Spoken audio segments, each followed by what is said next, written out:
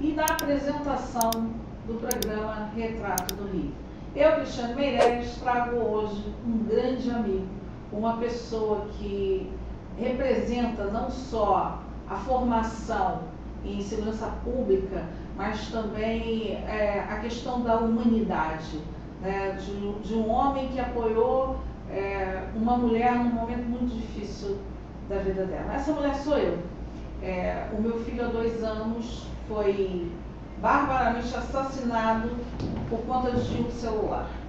E a única pessoa que esteve comigo, me orientou e compartilhou comigo foi o Coronel Vasconcelos. Coronel Vasconcelos, boa tarde, muito obrigada. Eu tenho que externar minha gratidão ao senhor, porque num momento muito delicado, o senhor estava comigo lá dentro da delegacia de homicídios, me apoiando. No cemitério, durante o sepultamento do meu filho, o senhor esteve comigo, me instruiu, porque senão meu filho seria, como de fato ainda é, um dado estatístico, né, uma vítima de latrocínio. E o Coronel Vasconcelos também esteve em uma outra oportunidade, foi quando realmente nós nos conhecemos, na construção de um plano de governo para a Prefeitura do Rio de Janeiro, de um candidato que não prosperou, mas me trouxe um grande professor que me ensinou a respeito de projeção, de retração de território de narcotráfico, me ensinou a respeito das forças de segurança, porque hoje nós temos que discutir isso como sociedade. Coronel, quem é o Coronel Vasconcelos? Obrigado. Eu fui um servidor, continuo sendo servidor, servi a Polícia Militar durante 33 anos e continuei mesmo depois na reserva servindo.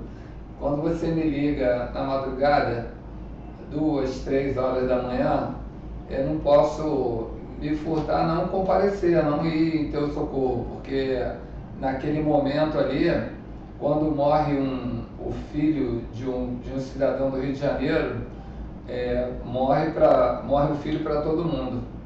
O seu menino era brilhante, né, um dentista, estudante de medicina, torcedor do Vasco da Gama, com o futuro pela frente, com a namorada, brutalmente assassinado no Recreio dos Bandeirantes, que a gente viu ali o embrião do Recreio dos Bandeirantes, né? Quando eu era criança, ia muito ali àquela praia.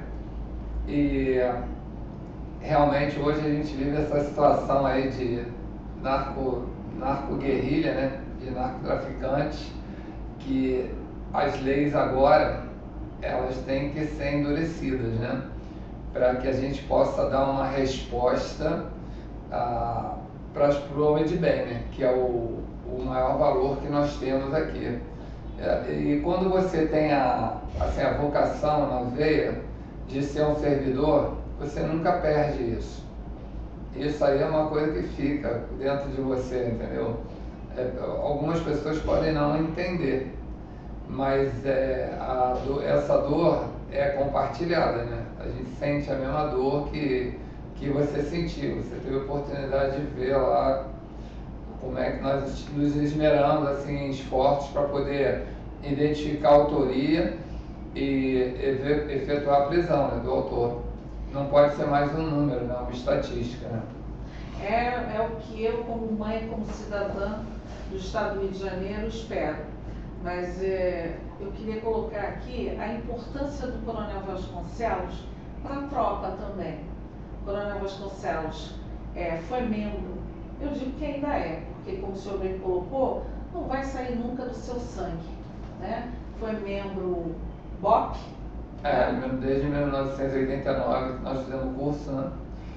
E aí eu fui cumprir outras missões também, em outros batalhões ali, Rocha Miranda, que era uma área muito grande, e uma tropa formidável lá. Nós tínhamos policiais lá extraordinários também, não só no BOP, né? A polícia em geral, né? Aquele policial da RP, do antigo Patamo, que hoje é o GAT, né?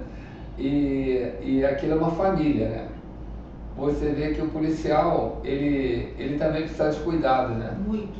Ele precisa de muito cuidado. A última vez que nós fizemos um programa de habitação para os policiais foi em 1972, na gestão do general Ferraro, né? Quando ele era secretário de Segurança. E nós tentamos levar isso aí há pouco tempo, você acompanhou. Nós levamos projeto para alguns secretários de segurança, para alguns secretários também de habitação. Apresentamos o projeto que o policial precisa sair da área de risco. E como não é uma coisa de interesse, não era uma coisa de interesse naquele momento, não foi executado. Você vê, o nosso hospital da polícia, ele data de 1940, ele tem 86 anos. Então, você vê, nós tínhamos 5 batalhões e um efetivo de 5.000 homens, entre ativos, pensionistas, né, inativos, veteranos, né, e pensionistas, dependentes. E hoje nós temos um efetivo aí que alcança aproximadamente 140, 150 mil pessoas para serem atendidos no hospital que foi construído para atender 5.000 pessoas. E não se justifica porque nós temos dinheiro suficiente no FUSPOM, que é o Fundo de Saúde da Polícia, para comprar um hospital já pronto. Essa falácia até de construir o hospital, isso é uma conversa que já vem se arrastando há muitos anos e acaba não acontecendo. Mas o policial continua ficando doente. Ele não fica só doente do físico, muitas vezes também ele fica doente da mente, né? É uma profissão que, para quem não tem a vocação para administrar assim, a crise, para levar com aquele senso de humor que é necessário, a pessoa, muitas vezes, ela fica muito abalada, porque no momento que ela tem um problema jurídico também, ele não tem uma assistência jurídica. A defensoria tem um órgão que deveria atender o policial, mas quando ele vai para o banco dos réus lá para responder a qualquer processo, ele fica sozinho, aquele banco é gelado, seja para responder, ele está ali diante gelado e solitário. É muito solitário. Gelado muito solitário. E muitas vezes o policial, ele é acusado de coisas quando ele é acusado de coisas até que ele não fez, há até uma tranquilidade. Mas o fato de ele ser um servidor público, a princípio a opinião pública e a mídia muitas vezes acaba condenando ele antes de dar oportunidade ali do princípio da ampla defesa, né? E esse é um dos motivos que eu convidei, eu tenho a honra de estar recebendo aqui o Coronel Vasconcelos, porque quando a gente fala em tropa, a gente fala hoje de um universo de 42 mil policiais, em torno de 44 mil, não é isso? E a mídia desgasta, processa, amassa, encurrala o policial militar. Em país, no mundo nenhum, e o coronel sabe disso porque é um professor, sabe que a gente tem que pensar primeiro na reação do bandido. Nós temos também um relevo na cidade do Rio de Janeiro, no estado do Rio de Janeiro de forma geral, nas comunidades, porque são todas em aclive, todas são em subida, e isso desfavorece até uma reação de proteção do policial.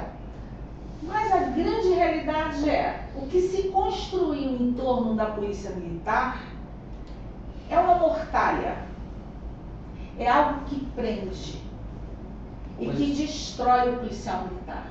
Hoje é até aniversário da Polícia Militar, né? Nós completamos ali 217 anos, né? Ela foi fundada em 1809, 13 de maio, né? E é uma data extraordinária, né? A gente tem uma brincadeira lá, que dia 21 de abril é dia do policial militar, né? Então, aqueles que tiveram do fronte, no combate, que tem marcas de guerra aí, com um tiro na cabeça, um tiro no ombro, aqueles que tiveram no fronte de verdade, aí nós cumprimentamos no dia 21 de abril, né? Os que foram servidores públicos, a gente cumprimenta dia 28 de outubro, que é o dia do servidor público. Sim. Né? Mas lá a família a polícia é uma família, né? E eu já venho de uma família de policiais, né? Meus tios era da Polícia Especial, meu tio Otelo acabou migrando para a Polícia Civil e quando teve a fusão ele acabou indo para a Polícia Federal, se tornou delegado de Polícia Federal.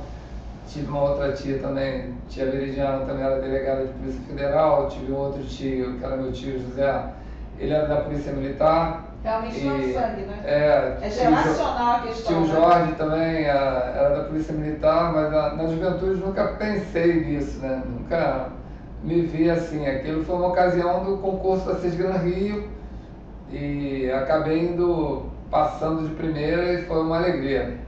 E depois a gente, já por ter vindo de uma família de policiais, foi assim, uma trajetória muito agradável, porque eu conhecia os delegados que estavam na época ainda ativos, né? O delegado Elvígio, o delegado Elcio Campelo, e mais Sobrinho, Marinho, muito delegado de referência, assim, o Álvaro Luiz. Então tinha um monte de gente que tinha nome, né? Hoje praticamente a gente não vê assim um delegado famoso. Assim. Agora nós tivemos aí a figura do Felipe Cury, do Dr. Delmir, até um abraço, Dr. Delmir, nosso chefe de polícia. Sim. Que é um policial que foi foi inspetor de polícia, extraordinário policial. Mas assim, antigamente tinha muitas referências assim, né? Porque o delegado vagabundo até fugia, né? Como tinham coronéis da polícia também que eram referência, né? O Laranjeira, Coronel Durão, Coronel Machado, e a gente tinha muita referência assim, que o bandido não queria andar, porque tem até uma brincadeira da música do delegado Chico Palha, né? Que não tinha alma nem coração, né? Isso. E o que o senhor atribui a essa desconstrução? A gente sabe que a gente passa por um período de reengenharia social, mas que tona para a falta de ética e também tona para a desvalorização do cidadão como detentor, não digo detentor, talvez essa não seja a palavra, mas como merecedor dos direitos humanos, em detrimento daqueles que cometem o crime. Como é que a polícia constrói os protocolos dela numa situação como essa atualmente ou no passado? Como foi isso?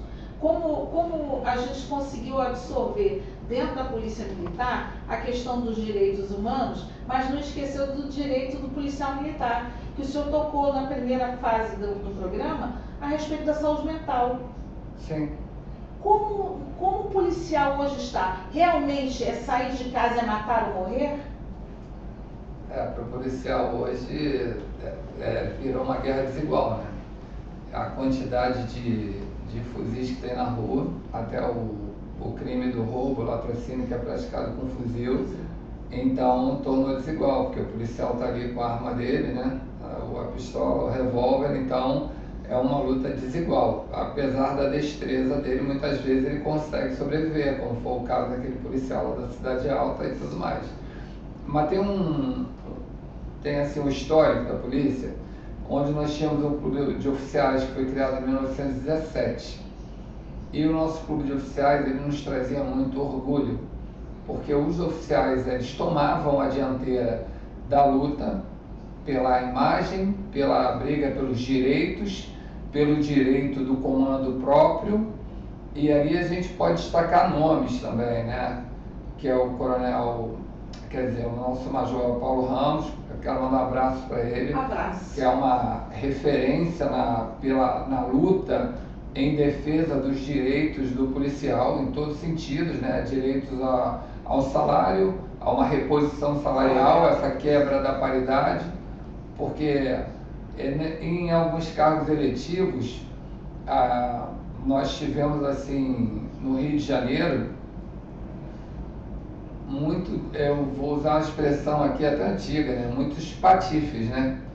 Que desmereceram a nobreza da função policial militar. A polícia ela já existe desde o período do Paleolítico e do Neolítico, onde os mais fortes da tribo, os mais inteligentes, eles agiam em defesa da tribo. Sim. Eles eram separados para cuidar da defesa, para não sofrer ataques de animais ou de outras tribos nômades. Então, dali que veio a polícia, a organização de governo.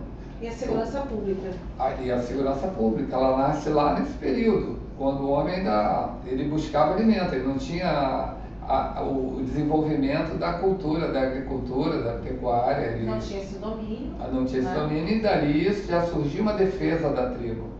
E nesse período aí, em 1980, você vê que nós tivemos a tomada do Palácio do Governo, do governador Chagas Freitas, ficou lá sobre o domínio dos oficiais da polícia, onde meia-noite teve o comunicado que os direitos dos policiais seriam garantidos, né, em relação a salários e tudo mais.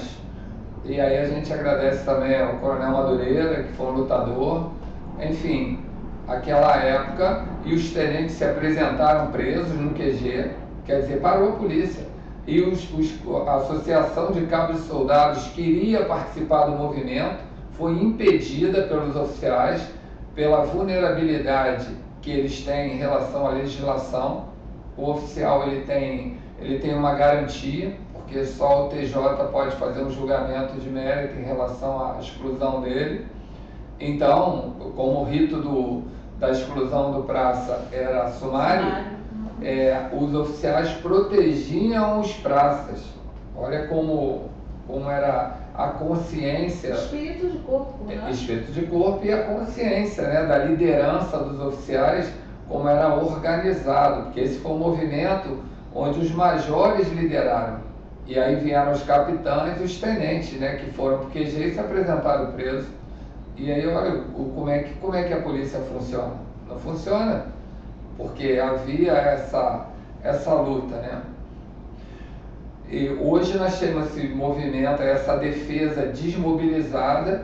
Nós temos lá uma associação dos militares estaduais que eu não reconheço, eu reconheço como nada. Para mim aquilo é um clube para almoçar e para bater papo, para jogar baralho, para o escritório de advogado, que serve para nada. Mesmo do policial não faz. Ele não defende, entendeu? Nós tínhamos um clube lá de lazer na Avenida Fernambetiba, né, que é a Avenida Lúcio Costa hoje, que era o Riviera, que os meus filhos e os filhos de muitos foram criados ali há décadas, e que eles conseguiram, através de uma ação muito leviana, entregar aquilo e vender. Aquilo foi uma articulação. E hoje está abandonado lá? Não, já está vendido para uma construtora. Sim, mas até do meu bairro, até o dono da construtora é lá de onde eu moro. Então, outro grupo de patifes que fizeram isso, ardilosamente, entendeu? Usaram de artifícios para acabar. Aquilo ali hoje seria um hotel de trânsito extraordinário. Você vai nas outras polícias, você chega e é bem recebido, e tem hotel de trânsito para receber o visitante, e é uma referência. Aqui não, aquilo virou um cada um por si. Aí a gente hoje tem vergonha das instituições. Eu me envergonho lá da Associação dos Militares Estaduais, não tem liderança, não representam ninguém, os novos tenentes, os novos capitães não fazem parte, aquilo vai acabar lá, está acabando por óbito, à medida que eles vão morrendo, vai acabando, e eles não se deram conta que eles estão ultrapassados, que está todo mundo vendo o que está acontecendo, está todo mundo enxergando, mas eles simplesmente não querem ver, porque acham que estão fazendo certo. Eles já estão com um tempo de vida muito limitado, estão com 80 anos. Isso aí são ações desnecessárias, de covardia, de não defender a categoria, de se apropriar aí para ficar com... De abandonar a categoria. De abandonaram. Então, aí surgem os zorros, assim, os Batman, um fala uma coisa, outro fala outra, e começa. O herói da grama. Não adianta, não vai. Até porque essa questão da grana também é uma questão muito polêmica. Né? Muito porque nós tínhamos um presidente da República, que era do PL, que era da direita. Sim. Nós tínhamos um governador que era do PL, que era da direita. Mas como assim essa falta de caráter para quebrar a paridade num governo que era baseado na segurança pública e Deveria ser. Isso não se justifica. Deveria ser. Entendeu? Então, hoje, aproveitando aqui esse espaço, eu faço um apelo. Eu gostaria de agradecer ao Dr. Ricardo Couto, com quem eu tive a oportunidade de encontrar essa semana no desembargador, tomando café. Foi um encontro acidental, mas eu tive a ocasião de ir até ele agradecer os relevantes serviços prestados que ele vem prestando aí à sociedade do Rio de Janeiro, porque ele efetivamente está cortando aí essa lambança que foi feita, essa quantidade de cargo, funcionário fantasma, que era isso que representou essa última gestão aí desse governador que saiu corrido aí pela porta dos fundos, outra vergonha. E hoje a gente está vendo.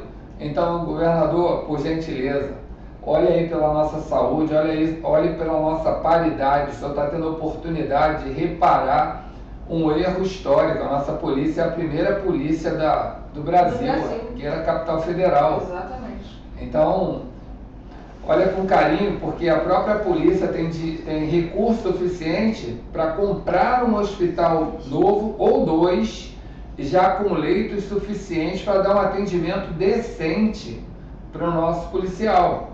Reparar a reposição salarial, que eu tenho certeza que ele está olhando isso para executar, e também a nossa equiparação, porque essa quebra de paridade, isso aí é uma ilegalidade, isso é um absurdo, né? Isso é uma covardia. É uma falta de respeito com uma tropa que vai para a rua para matar e para morrer. Como o nosso delegado da Polícia Civil que perdeu a perna, os policiais que morreram foram para o HCPM, que está em condições insalubres, mas é o que nós temos, é um hospital de guerra, sem necessidade, porque eu acredito que nós tenhamos aí pelo menos um bi no nosso fundo de saúde. No fundo. E um hospital custaria aí em torno de 80 milhões. Então não tem problema nenhum de nós pegarmos o hospital com 100 leitos. Quer dizer, eu estou sendo a voz dos policiais aqui, dentro desse espaço que você abriu, e cada voz é um milagre. Cada vida policial é um milagre, porque ela multiplica, a vida de um policial multiplica e favorece o cidadão de bem, que não comete crime.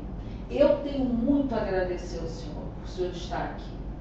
A Rádio Tropical Web Brasil tem muito a agradecer, porque o senhor colaborou com a sociedade enquanto estava na ativa, entrou em reserva e continua colaborando. O senhor fez uma colocação aqui de alguns pontos para a sobrevivência mínima de um dos entes da segurança pública, que é a Polícia Militar. O senhor colocou a respeito do hospital, que existe um fundo que poderia contemplar a questão de um novo, uma vez que o que se apresenta, o que se tem hoje... Até dois.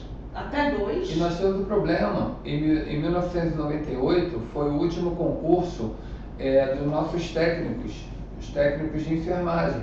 E agora daqui a 2 anos, eles completam 30 anos. Eles vão embora. Então, não tem peça de reposição. O último concurso foi em 98. Para você ter ideia. Já tem 28 anos. Aos 30 anos, todo mundo vai embora, ninguém quer ficar. Aí como é que vai ser isso? E a gente tem uma rede de atendimento em espera de 150 mil pessoas, ao redor desses 44 mil. Não posso nem falar Posso falar o nome? Sim. Mas essa semana ainda recebi um pedido. Tem um policial com problema no quadril, que ele está aguardando uma cirurgia há 2 anos. Há 2 anos que ele está andando todo torto. Claudicando.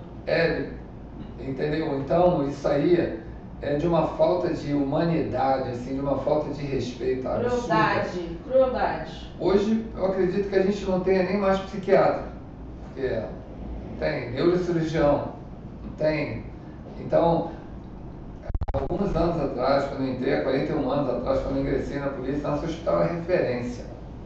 Então, nós temos um orgulho. Quando eu fui fazer exames lá para ingressar na corporação, era tudo tão arrumado, entendeu?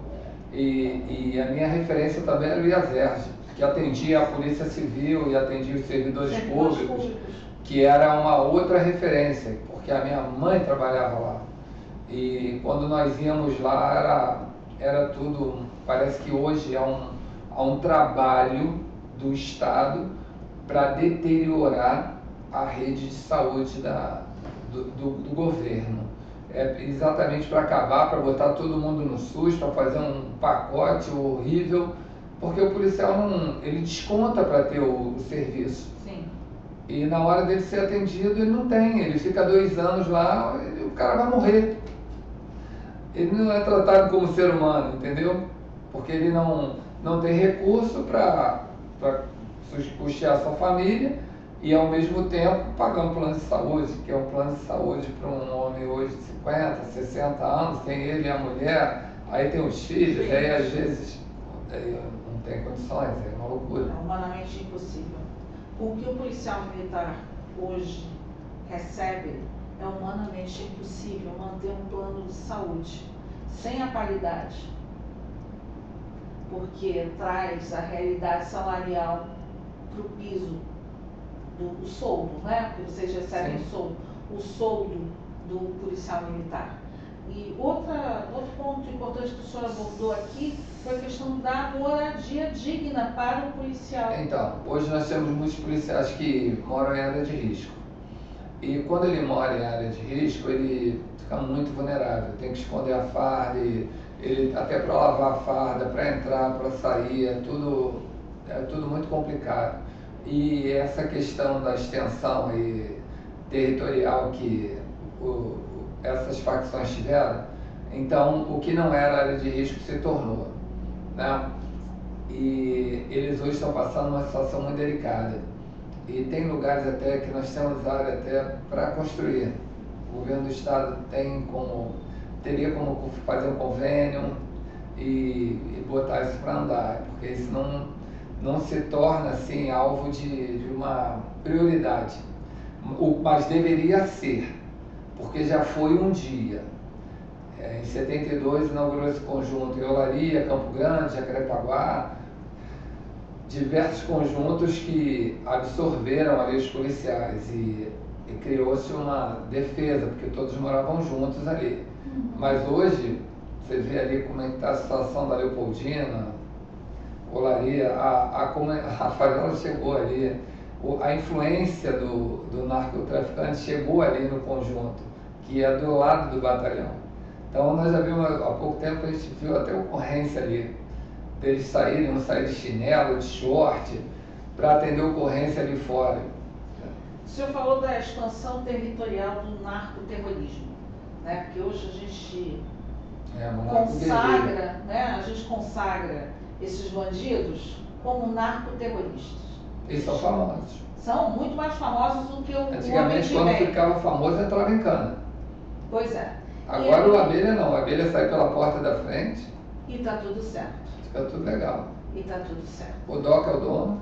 Eu não sei se o senhor se recorda, numa das nossas reuniões na construção do plano de governo, que o senhor me explicou a respeito, o senhor torna a repetir, o coronel participou como uma das peças-chave do plano de governo para a segurança pública na campanha anterior, e ele me colocou alguns territórios e me disse onde não tinha expansão. Hoje ainda existe algum lugar que não tem expansão? Olha, ou ocupação, como eles dizem? Muito pouco, porque nós estamos deixando assim uma parte da tropa muito vulnerável, né? As UPPs hoje, elas não têm nenhuma ingerência assim de combate, de confronto, de controle, de nada. A maioria dos bairros aí estão controlados aí pela ordem, né? Do narcotráfico. Do narcotráfico, exatamente. Se der uma ordem, fecha comércio. Morreu alguém. Alguém deles. Alguém deles, E até ponto 50 para defender o seu espaço ali, o seu espaço de poder. Então ali, tem até um amigo meu que era oficial de justiça e ele respondia lá os ofícios, né? E um dia ele estava inspirado lá e escreveu a verdade para o juiz. Ele falou, o juiz mandou ele num determinado lugar e ele, naquele momento de inspiração, assim, ele escreveu: excelentíssimo senhor, juiz de direito, fulano de tal, eu não tenho nenhuma condição, porque lá não é um território que esteja, apesar de estar na República Federativa do Brasil, ele tem uma área de poder nova e tal. Governo diferente. É um governo diferente, um poder diferente. Com soberania, território e soberania diferente. Você vê, em 1989, nós aprendemos o primeiro fuzil aqui no Rio de Janeiro. E foi lá na gestão que nós trabalhávamos lá na área do Acari e aprendemos o primeiro fuzil. Chegamos a levar isso até o governador da época, né? O Wellington Moreira Franco, que ainda hoje está vivo aí e tem registros disso aí. Para testificar que aconteceu. Para testificar que foi verdade. E hoje em dia isso se banalizou, assim, ali. Se você entrar no complexo ali do Alemão pela Joaquim de Queiroz, você vai encontrar a ponto 50 lá, o camarada lá sentado, fazendo manutenção, uma reserva de armamento, certamente, se juntar ali com o Complexo da Penha, tem mais arma do que o 16º Batalhão tem, e com efetivo até maior, apesar de ter tido aí esse confronto, onde eles entraram em confronto com a polícia, resistiram lá na mata, e teve um resultado de óbito aí para 117, 122, por aí, foi um número grande. Mas eu digo, o BOPE é uma tropa treinada, é uma tropa qualificada, de soldados profissionais, então vai aí um recado para esses meninos, né? Eu não acho uma boa ideia esse confronto, porque o BOPE realmente é uma tropa adestrada e com coragem, então, com técnica e com coragem, então é uma luta até desigual, entendeu? Não é uma boa ideia.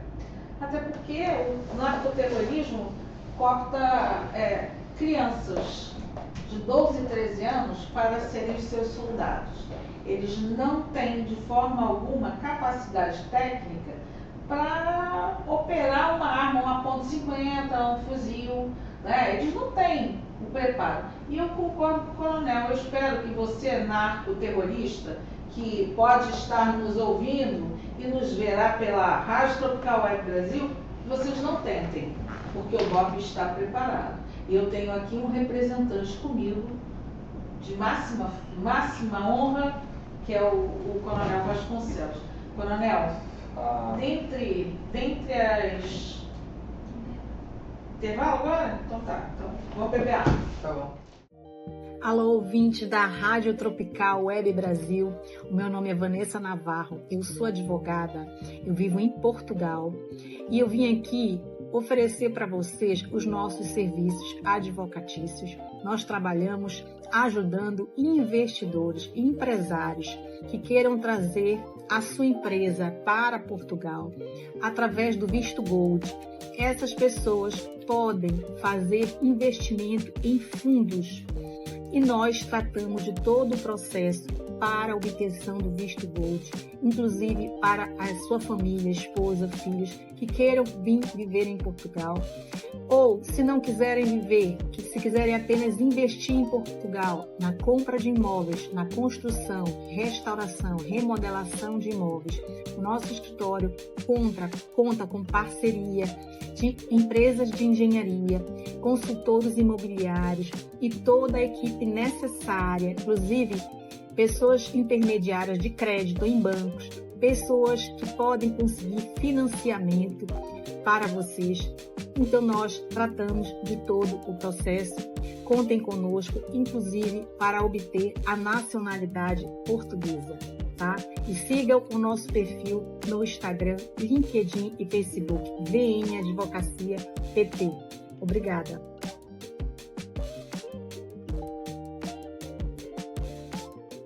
Estamos voltando ao vivo na Rádio Tropical Web Brasil, você conectado com o mundo e o mundo ligado em você. Recebendo hoje o ilustre, extraordinário, meu amigo Coronel Vasconcelos. Coronel, vamos falar mais um pouco sobre segurança pública, porque é o que tem afligido a família fluminense. Sim. E depois a gente vai falar também do time de futebol, né, do Fluminense, que o senhor tem grandes novidades e um trabalho incrível também feito junto ao Fluminense.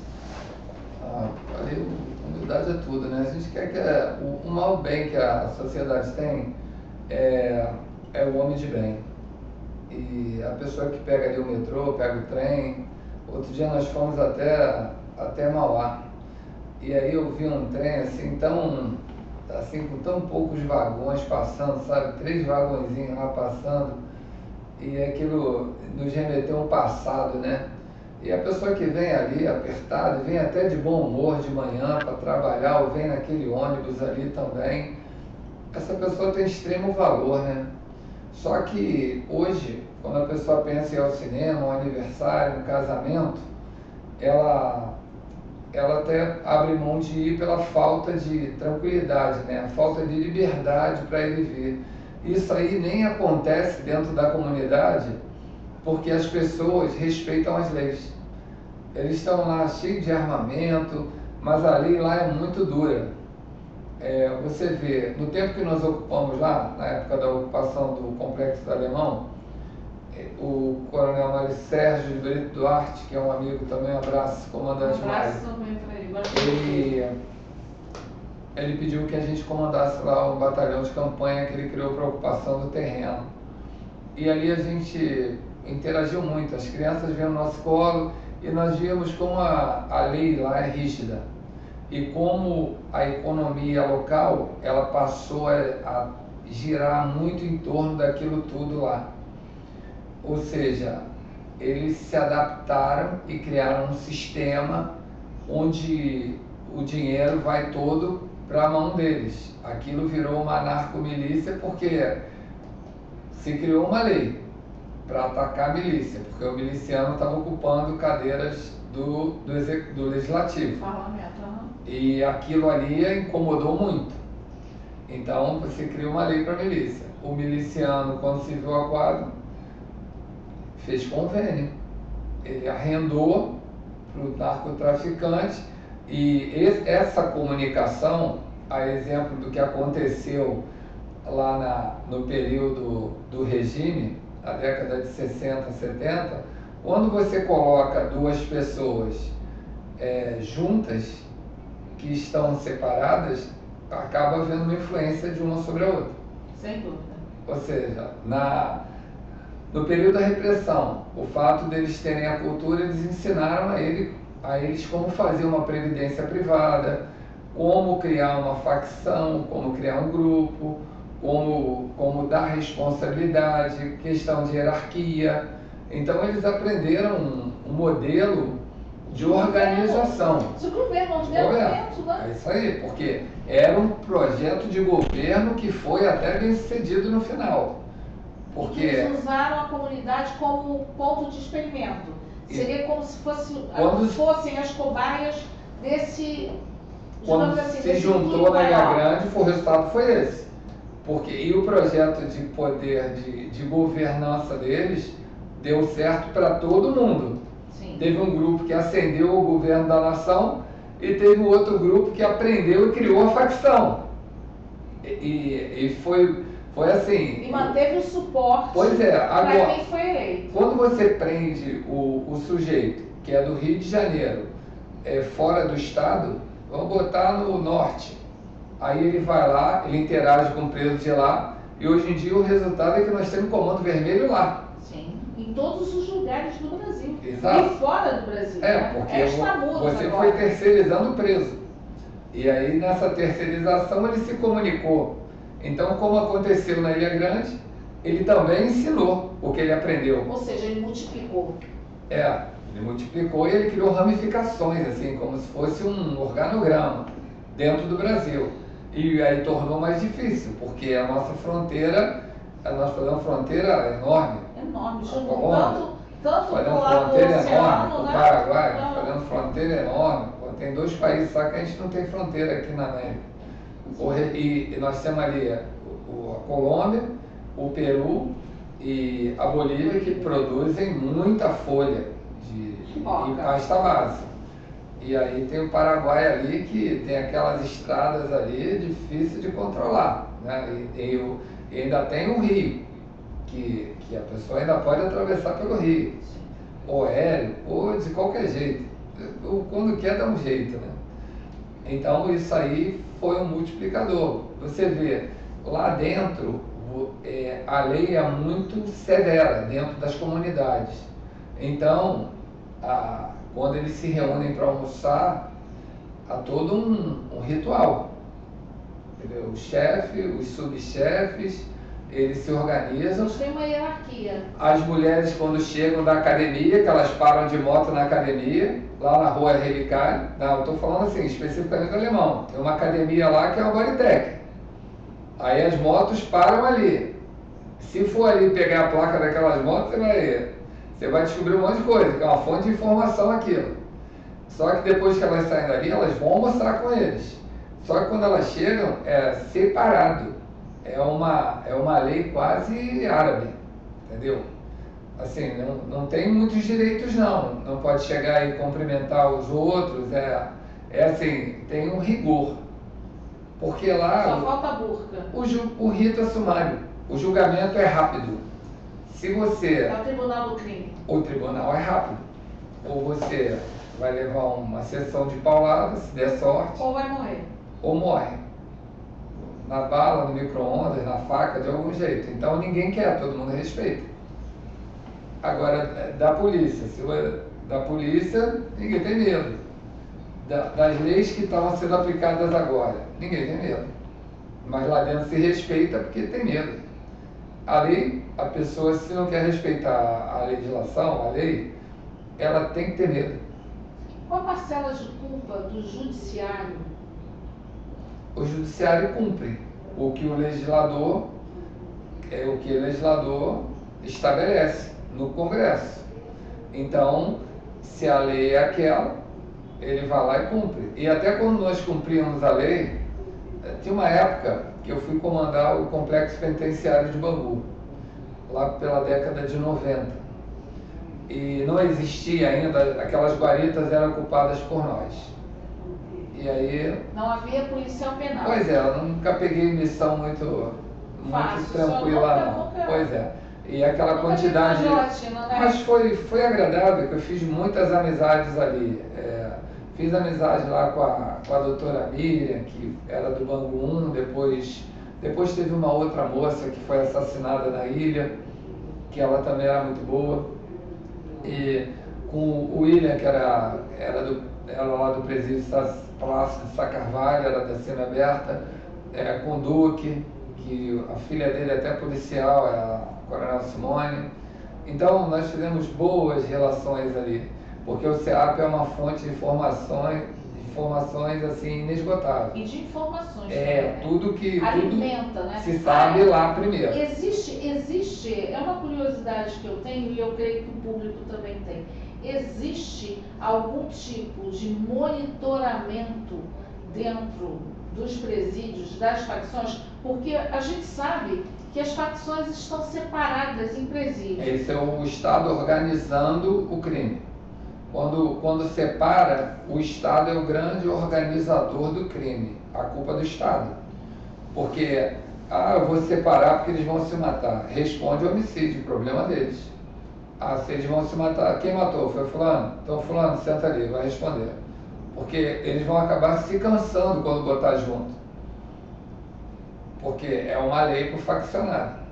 Agora está sendo visto, eles querem aumentar para 40 anos, e eles querem copiar o modelo dos presídios federais e tudo mais. Já era para ser assim. Há muito tempo. Mas é todo mundo junto e misturado. Você é faccionado? Com essa facção, eu sou azul, eu sou laranja. Não, então é junto.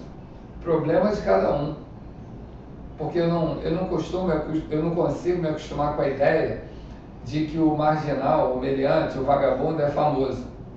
Eu não costumo me acostumar com isso, mas ele se tornou motivo uma referência e motivo de orgulho para o jovem. A polícia entrou lá e trocou tiro e foram abatidos 117. Já tem mais 1.117 na fila para ocupar o lugar. O problema da mão de obra para eles não é... Falta. Não, vai faltar, não é problema. Porque eles querem tem orgulho de ir ao baile, de portar a pistola, de estar ali com o radinho, de portar o fuzil. E aquilo é um número, eles também são um número. Isso é narcocultura. O que falta para esse jovem? Porque a gente sabe. Medo. Medo. Boa. Medo. Eu sempre falei para meus filhos, se não querem me respeitar, tenha medo. Não tem problema, o efeito é o mesmo. Respeito e medo é tudo igual. É pedagógico, é didático. Funciona. Porque até na Bíblia está escrito o quê? É você ter temor de Deus. Entendeu? Ele é benevolente, é bondoso, é amoroso, é compreensivo. Sim. Entretanto, tem uma coisa que tem um pecado que a blasfêmia contra Deus, esse pecado é imperdoável. Então, está escrito lá de forma bem clara, o temor. Quando você tem temor, você tem um galardão maior. E aqui fora também. Porque eles não estão nem aí. Você fala que é juiz, polícia, desembargador, governador, o cara não está nem ligando. Porque nós não conseguimos ir lá jogar bola, mas o nosso último governador foi lá e jogou uma pelada. Aí, o presidente conseguiu entrar num local que ninguém entra, mas... Não, enfim. Então, mas aí quando você faz isso, você está atrelando o voto ao crime. E a gente tem visto aí presidente da Assembleia Legislativa preso, aí tem outro deputado lá de Madureira preso. Quantos deputados foram presos? Não, e tem deputado com medo, que também era da tropa, que batia no pessoal da tropa do fulano, cara, acabou a tropa. O senhor é pré-candidato? Bom, eu nunca pensei nisso, mas eu fui surpreendido com o convite para ser pré-candidato a deputado federal. Então, eu até perguntei lá no partido, por quê? Por que eu? Não, você tem projeto social, você ajudou lá, fez um projeto lá em Petrópolis, Inverno Sem Frio, a gente viu que os mendigos estavam morrendo, aí me reuni lá com os amigos, com os pastores, e todo mundo ajudou, a Bia, uma irmã também que trabalha muito no anonimato, ajudou, e a gente, quer dizer, nós sempre... Assim, tivemos a família policial assim, tratando com muita dignidade, com muito respeito, com muita admiração, muito carinho pelo praça, pelo soldado, pelo cabo, pelo sargento, muitos amigos, porque trabalhar na polícia não foi assim um trabalho, aquilo foi um divertimento, foi um lazer, que era a minha vocação. Então eu não posso dizer assim, eu trabalhei muito, não, eu levei até tiro aí na cabeça, no ombro, mas eu digo assim, mas eu não posso dizer que aquilo foi um trabalho, porque a gente era muito feliz, dava risada o dia todo, porque as coisas que aconteciam, e muitas vezes eu encontro pessoas da sociedade e da tropa que me lembram fatos que eu tinha esquecido. Quando você faz o bem, você esquece. Mas a pessoa que recebeu o bem que você fez, ela lembra. E agora, caminhando assim, encontrando um amigo, outro, e pessoas que sabem que nós temos aí essa oportunidade de representá-los, eles vêm e lembram de fatos assim, que nós, você fez isso para mim. Aí eu falei, é mesmo, tinha esquecido disso. Aí tem casos assim, muito divertidos, assim. Até no BOP, então, era muita alegria trabalhar, porque a gente dava risada o dia todo. Pessoas maravilhosas, assim, nos batalhões também, pessoas maravilhosas. Futebol é vocação? Nas delegacias. Fluminense é vocação? A Fluminense é um amor, né? A Fluminense é uma alegria, né? Ultimamente tem dado muita alegria, não, né? E o que aconteceu lá no Fluminense também foi um outro caso, né? Nós tínhamos lá uma eleição. E essa coisa da reeleição é uma coisa meio viciada, é uma coisa meio chata, porque a alternância de poder, ela é salutar, ela é satisfatória. Extremamente salutar. Nós perdemos no Riviera Country Club, na Barra da Tijuca, porque legislaram para permanecer um presidente lá, que é uma pessoa, assim, detestável, que praticou esse ato lá, hipócrita, de vender o nosso clube, entendeu? Egoísta. Enfim, tem coisas que é melhor até deixar, porque a pessoa vai olhar amanhã, o inferno é certo, entendeu? Certamente, eu vou redundar, certamente. Porque fez mal para tanta gente, assim, e acabou com a memória afetiva daquele clube, que assim, que das pessoas têm... Meus filhos foram criados ali. Os filhos dos meus amigos foram... E os meus avós veteranos, e os meus veteranos, e todo mundo. E aquilo ali já era uma coisa de muitas décadas. E a pessoa, para ter, assim, um benefício, vai lá e causa um mal, assim, uma coisa... E sem falar, assim, nossa fazenda, enfim... Foi. Tudo muito jogado. Mas o Fluminense foi que... Eu sou tricolor desde criança, né, numa família de flamenguistas. Dom Hélio que o diga, né? Eu tive a honra de jantar com o senhor lá no Fluminense. Verdade. Na família de flamenguistas, vascaínos, botafoguenses, eu acabei virando assim um tricolor. Porque a minha prima que já descansou também, a minha prima Nilza, ela era muito tricolor. E teve um Fla-Flu, ela me convidou para ir. Aí um abraço para minha prima Nívia, que mora lá nos Estados Unidos, em Atlanta. É um amorzinho, né? Primeiro bebê que eu carreguei no colo. A TV Web vai para a Europa também. Que bom. E para os Estados Unidos, Canadá e também Portugal. De uma forma geral, falando da Europa, Portugal é uma grande audiência nossa. Vou mandar um abraço aí para meus amigos portugueses lá, que tem muitos lá em Braga, em Leiria também, Fernanda, Álvaro. Um beijo para vocês aí. Sempre que a gente vai, a gente é muito bem acolhido. Maria José, Bruno, todo mundo. Muito bom. E quando eu fui ver esse Fla-Flu, minha prima era tricolor e vi aquele uniforme bacana, Fluminense fazendo os gols, eu falei, eu sou Fluminense, né? Então acabei virando Fluminense pela influência dela, já bem criança mesmo. E daí a gente sempre ia ao Maracanã, porque era cultural, né? A gente ia de geral, ia de arquibancada, ia de cadeira, ia do jeito que dava, né? Porque era um esporte popular, né? Não era o que é hoje, né? É um esporte da elite, né? Mas nós íamos sempre. E daí, o que acontece? Ia ter uma eleição no Fluminense, o Celso Barros me convidou, eu fizemos uma pesquisa através da UERJ, de um amigo da UERJ até, o Felipe, e nós vimos que o Celso ia ganhar a eleição. E eu estava até apoiando uma outra chapa, a chapa do Ademar Reis. Eu falei, gente, olha só, é melhor juntar a chapa, porque o Celso vai ganhar mesmo. Em 15 dias que ele se lançou candidato, ele tem 22%. E o candidato da situação estava ali batendo 23, 24, e o Ademar estava batendo ali também 23. Mas em 15 dias que o Celso falou, sou candidato, bateu 22. Eu falei, o Celso vai dar uma surra em todo mundo. Aí eu fui lá e falei com ele, Celso, tu vai ganhar a eleição. Ele falou, é mesmo? Como é que tu sabe? Eu falei, eu fiz uma pesquisa e fiz outra. E só dá você. E tu já encostou em todo mundo em 15 dias. Mas para isso ele já tinha um histórico anterior. Porque ele pegou o time numa situação muito difícil, na Série C na época. A Unimed patrocinou o time e depois ele trouxe um conjunto estelar para o Fluminense, né? O Fluminense foi um time extraordinário. Diego Cavalieri, e aí trouxe o Dodô, e trouxe o Emerson Sheik, trouxe o Fred, e trouxe, até não falar um ou outro, Deco, não falar um ou outro até covardia, né? E o Fluminense ganhou 2 brasileiros, foi para uma final de Libertadores que a gente foi garfado ali, era para ter ganho em 2008, que o time era melhor até do que quando venceu em 2023, ensinou ao presidente que o sucedeu depois, né? Que ele era um presidente de honra só, e foi traído, né?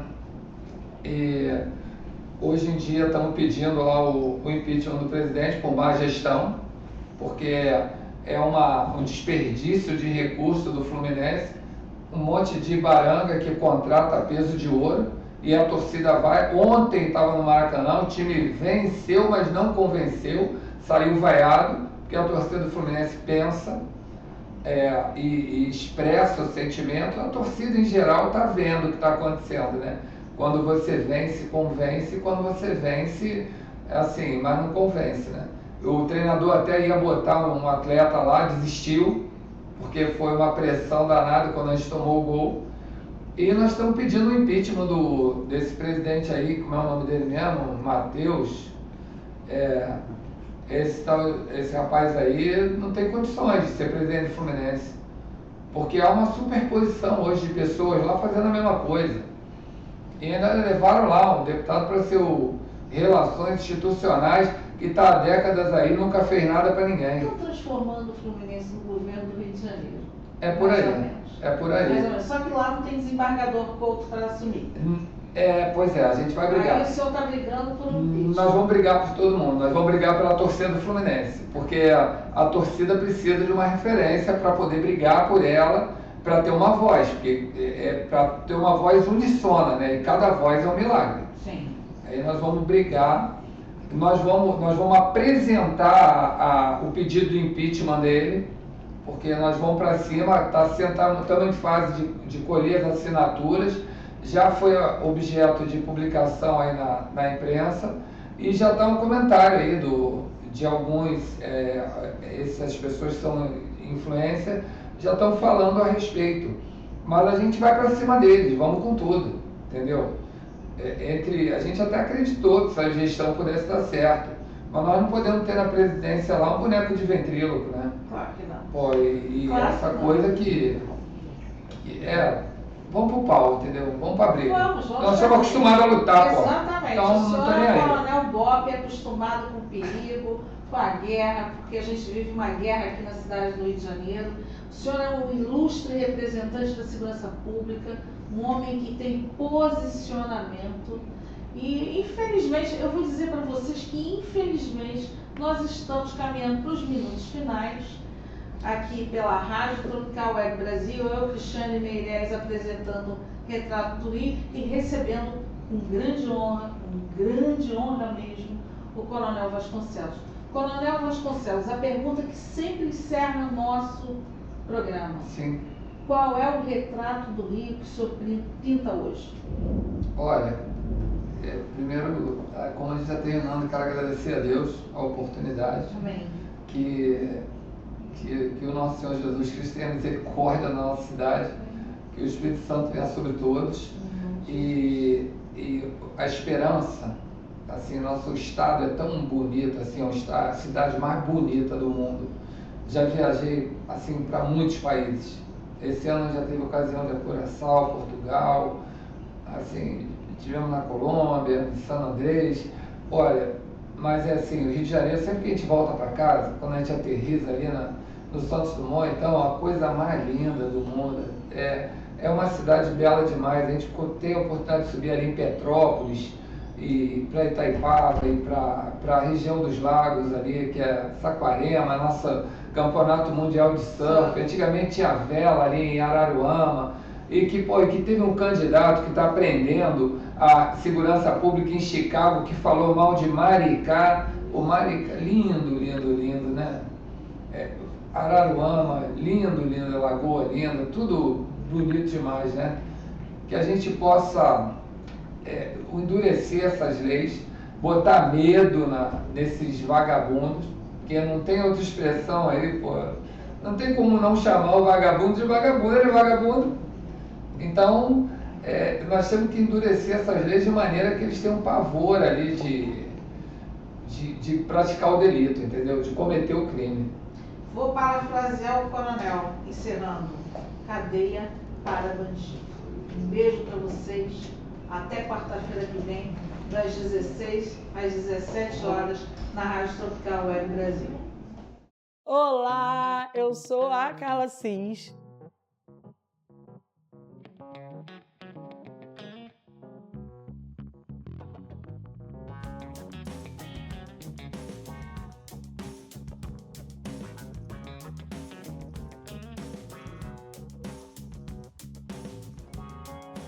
A responsável empreendedora por esse espaço, que aparentemente está começando agora, mas eu já comecei essa profissão há algum tempo atrás, alguns anos atrás, na verdade, quando eu desisti da minha profissão de enfermagem, de gestora ambiental, e comecei a empreender na estética, fazendo atendimento em domicílios, e comecei com um espaço depois pequenininho, quando entrou a pandemia, logo depois um pouquinho maior, e hoje eu estou nesse espaço oferecendo vários outros serviços.